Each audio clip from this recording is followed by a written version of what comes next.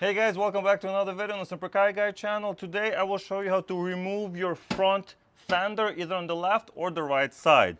The reason I'm doing the video for this is because it took me way too long to do it on the right side. There are a bunch of hidden screws that need to be removed and actual parts that need to be removed in order to get to those screws. So let me show you where those are so you don't have to struggle like I did. So I have my bumper removed, and in that process you remove one of the screws that's holding this front end of the fender in.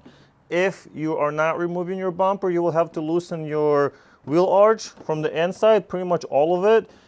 Push it down as much as you can and then get to that bolt. Next, we're going to remove the easiest bolts on this entire job, and they're the 10 mil bolts here at the very top. So we're just going to remove them. And you will notice that this rear one does not give you enough access to use a drill. You can use a small ratchet that fits in here, or you can push the entire hood back once you remove the little clips here, and then you'll be able to push it all the way back and get to the bolt. Of course, it's probably a little bit easier if you just go slowly with a small ratchet. But I'm gonna do it this way. On this side, the fender is pretty much loose now, except it's being held in with two more bolts at the bottom. I'll show you those in a minute. But I have removed that one from the inside of the car. I'll show you how. And there's two more bolts at the bottom there that I was able to get to from just this open area right here. It's not as easy on the passenger side, but I'll bring you in just a second. So here we have the passenger side, and this is why it's not as easy. You have your windshield washer or whatever fluid in here, so this whole thing needs to be removed in order to get to the bolts. To do so, there's one bolt that's holding this whole thing in. To get to this bolt, you have to partially remove the wheel well. So there's a few bolts in here that hold this in. You remove that, and then you remove the bolt for this thing right here and pull it out in order to get to the two bolts. Yeah, it's a pain in the butt. And here's the single bolt you have to remove from inside of the car. You just open the door and literally remove it from there. It's also a 10mm bolt. And to get to the last two bolts, it's a little bit more difficult. They are right behind this panel right here, holding it to the body, holding the fender to the body. So we have to remove this entire panel, or at least get it loose enough to where we can get in there or remove those two bolts. Let me show you how to do that. Unlike getting the last two bolts, installing this Vixie car phone holder is very easy. It can fit almost any phone and holds up to 66 pounds with the strong 3M adhesive pads.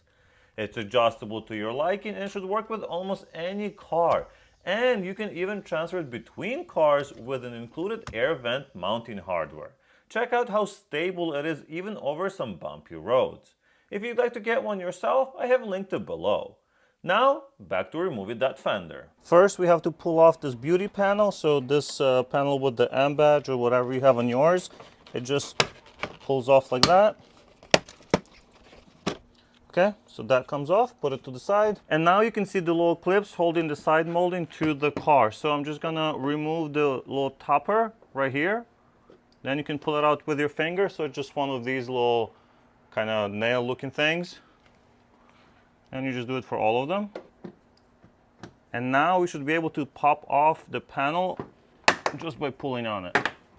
So basically these clips are no longer spread and they're not holding it in place nearly as hard as they were before. Okay, and we're done here. And the last step is to remove the two bolts right here. Then you can just pull on it basically, and it should pop out enough. You may have to keep the door open so you have the space here. There it is.